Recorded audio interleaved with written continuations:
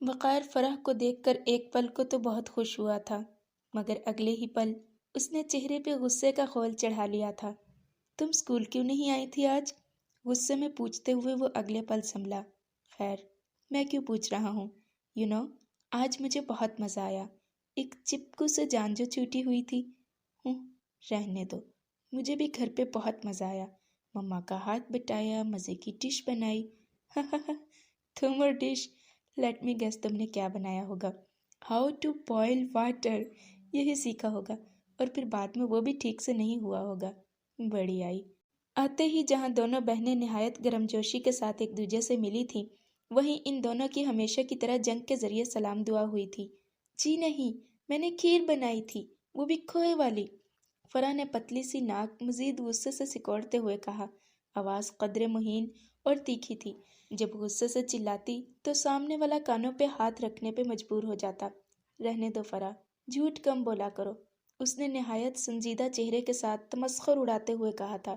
فرح اس کی بات سن کر سیخ پا ہو گئی تھی۔ تم جھوٹے ہو، میں سچ کہہ رہی ہوں۔ اپنی سچائی کو ثابت کرنے کے لیے وہ حلق کے بل چلائی تھی۔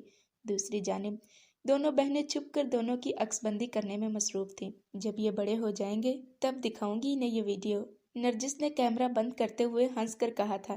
یہی تو چھوٹی چھوٹی خوشیاں ہیں نرجس، کون جانے آگے کا وقت کیا قسمت لے کر آئے۔ نیلوفر کے لہجے میں نہ جانے کون سا کرب تھا۔ خدا ان دونوں کو سدا ایسے ہی رکھے آپی، آپ دیکھنا ان دونوں کی قسمت پہ چاند تارے رشک کریں گے۔ نرجس نے دعائیہ انداز میں ہاتھ اٹھاتے ہوئے کہا تھا۔ آمین، انشاءاللہ، نیلوفر نے دونوں بچوں کو دیکھ کر کہا، جو اب لڑائی بھول کے یوں کھیل میں مگن تھے گویا کچھ ہوا ہی نہ ہو۔ دونوں ایک دوسرے کو دیکھ کر مسکرانے لگیں۔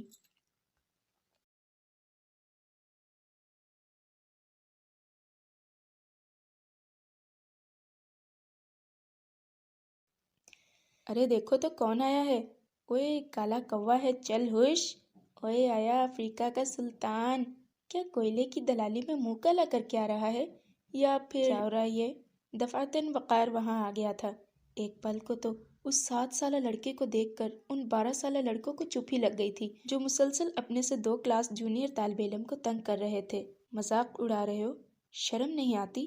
خود کو اس کی جگہ رکھ کر دیکھو، تب تمہیں پتہ چلے گا کہ کتنی تکلیف ہوتی ہے۔ وہ غصے سے سرخ ہو رہا تھا۔ لڑکے کا نام جان تھا، جو اپنی معمولی رنگت اور نسبتاً کم قد کی وجہ سے اکثر اسکول کے سینئرز کے مذاق کا نشانہ بنتا تھا۔ وہ وقار کا ہم جماعت تھا۔ اوئے، تو کون ہوتا ہے کسی کو کسی کی جگہ بتانے والا؟ چل بھاگ یہاں سے۔ ایک پل کے روب کا حصار ٹوٹا تو وہ اس پہ ٹوٹ پڑے۔ وہ کل 5 لڑکے تھے۔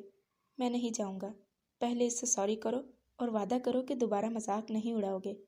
او اچھا، لو آؤ، کرتے ہیں وعدہ۔ ان کے سرغنہ نے ہاتھ آگے بڑھایا اور 2 قدم آگے ہوا۔ خطرے کے پیشگی احساس کے تحت وقار 2 قدم پیچھے ہوا۔ جان جو اس کے ٹھیک پیچھے کھڑا تھا نے بھی 2 قدم پیچھے ہٹائے۔ آؤ کرتے ہیں وعدہ، یہ کہنے کے ساتھ ہی اس کا ہاتھ وقار کی جانب بڑھا۔ اس کے ساتھی اس کے پیچھے کھڑے تماشا دیکھ رہے تھے۔ وہ جانتے تھے کہ اس 7 سالہ ننھے منھے کے سامنے ہمارا لیڈر ہی کافی ہے، مگر اگلے ہی لمحے انہیں اندازہ ہوا کہ وہ غلط تھے۔ اس کا وقار کی جانب بڑھتا ہاتھ اب وقار کے ہاتھ میں تھا۔ وقار کا تیش بھرا چہرہ اب پرسکون ہو گیا تھا، اور پھر سپاٹ! لڑکا اپنا ہاتھ چھڑانے کی کوشش کرنے لگا۔ وقار نے اس کا ہاتھ آہستہ آہستہ دبوچنا شروع کیا۔ اس نے درد بھری ایک نگاہ وقار پہ ڈالی، بائیں ہاتھ سے مقبوضہ ہاتھ چھڑانے کے لیے بھرپور کوشش کی، مگر وقار کی گرفت خاصی مضبوط تھی۔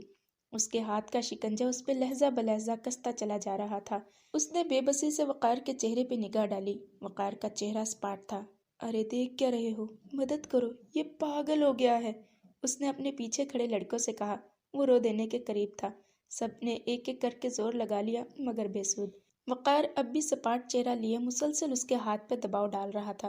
بالآخر لڑکے نے اپنا آخری وار اپنایا۔ اپنے دانت وقار کے ہاتھ میں گاڑ، مگر وہ بھی آگے سے وقار تھا، اسے موقع دیتا تو وہ اسے کاٹتا نا۔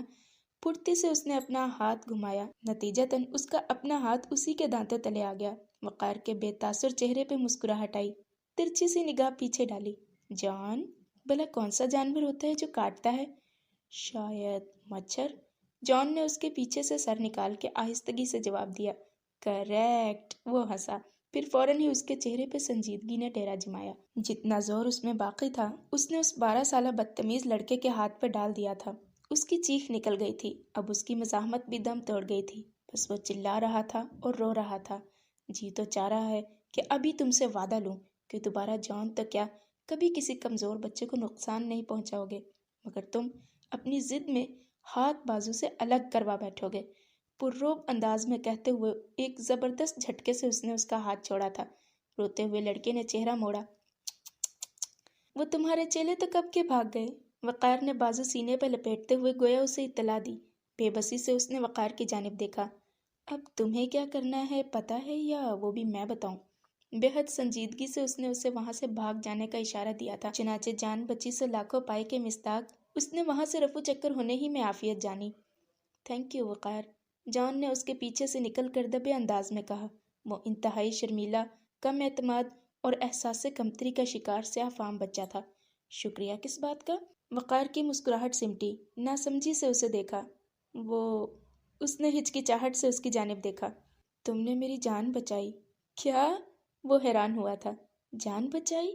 کیا تمہاری جان پکڑے بیٹھے تھے وہ؟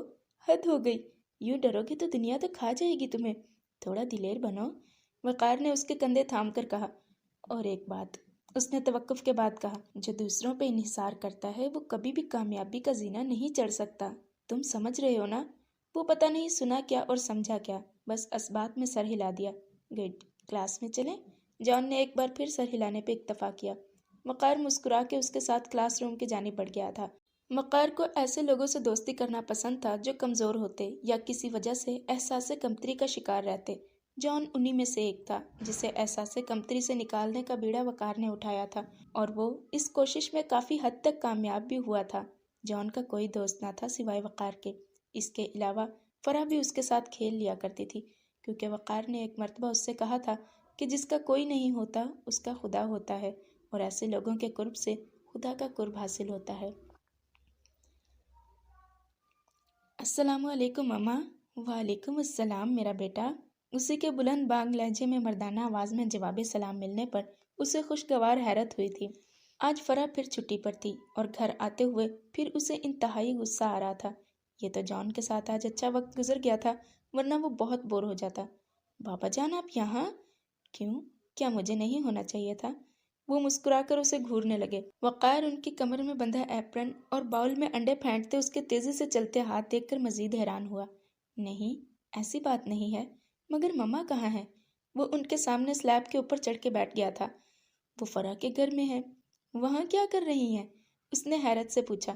وہ فرح کے بھائی کو دیکھنے گئی ہیں، نیا مہمان جو ہے، انہوں نے فرائی پین کو گریس کرتے ہوئے جواب دیا۔ سچ بابا؟ فرح کا بھائی؟ ہم بھی جا رہے ہیں اسے ملنے۔ جا رہے ہیں نا بابا جان؟ اس نے پہلے بتایا، پھر اسی فکرے کو دہرا کر سوال کیا۔ اس کی بے چینی دیدنی تھی۔ ہاں میری جان، جا رہے ہیں، آپ چینج کر کے آؤ، کھانا کھا لو، پھر چلتے ہیں۔ لیکن آپ سینڈوچ کیوں بنا رہے ہو؟ یہ تو بریک فاسٹ ہوتا ہے۔ وہ ہنسا۔ میں تمہارا باپ ہوں وقار، ماں نہیں۔ جو مجھے آتا ہے وہ بنا رہا ہوں، مجھے کون سا کوکنگ آتی ہے؟ میں تو سب سیکھوں گا، وہ ہنستے ہوئے بولا۔ جی جی، تاکہ کل کو تمہیں اپنے بچوں کے سامنے شرمندہ نہ ہونا پڑے۔ ان کی حصے مذاق پھڑکی، مگر اس نے بات پوری سنی ہی نہ تھی، منہ بسوڑ کر روم کی جانب بھاگا تھا۔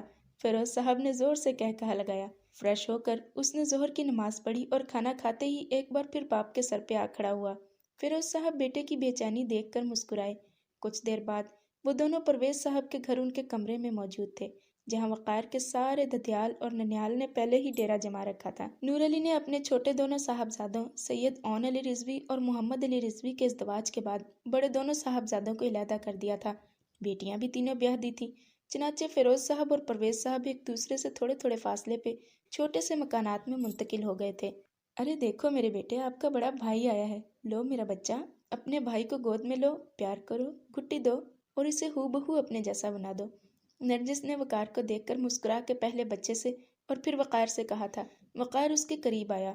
اپنے باپ پرویز صاحب کی کاپی، وہ سیاہ آنکھوں والا خوبصورت ننھا سا وجود اسی پنگھوڑے میں پڑا تھا جس میں آج سے 5 سال قبل فرح پڑی تھی۔ نیلوفر نے سنہری کمبل میں لپٹا نومولود اٹھا کر وقار کو تھما دیا۔ وہ اسے لے کر سامنے صوفے پہ بیٹھ گیا اور اس سے پیار کرنے لگا۔ پرویز صاحب نے شہد کا پیالہ اس کی جانب بڑھایا جسے اس نے مسکرا کر تھام لیا تھا۔ وقار، میرے بیٹے کو بالکل اپنے جیسا بنا دو، نرجس نے دہرایا۔ وقار نے اسے گھٹی دی۔ ارے واہ چھوٹے بھائی، آپ تو بہت پیارے ہو، آپ تو برہان ہو۔ اس نے اس کے ننھے ننھے ہاتھ اپنے ہاتھوں میں لے کر اپنے رخساروں پہ رکھے۔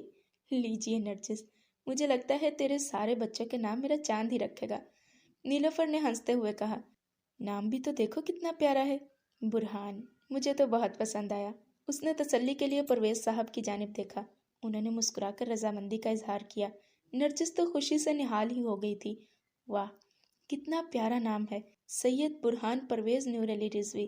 نرجس اپنے ہی ادا کیے الفاظ پہ لطف اندوز ہو رہی تھی۔ کیا کیا کیا؟ ایک تیز چیخ تھی جو پردے کی دوسری جانب سے اٹھی تھی، مانو زلزلہ ہی آ گیا ہو۔ سب نے گھبرا کر اس جانب دیکھا جہاں سے فرح سرخ ببو کا چہرہ لیے ایک جھٹکے سے پردہ ہٹائے مثل آندھی وارد ہوئی تھی۔ تمہیں کس نے کہا میرے بھائی کا نام رکھنے کو؟ کیا؟ اس کے الفاظ سے زیادہ وقار اس کے لہجے اور چہرے کے سخت تاثرات پہ زیادہ حیران ہوا تھا۔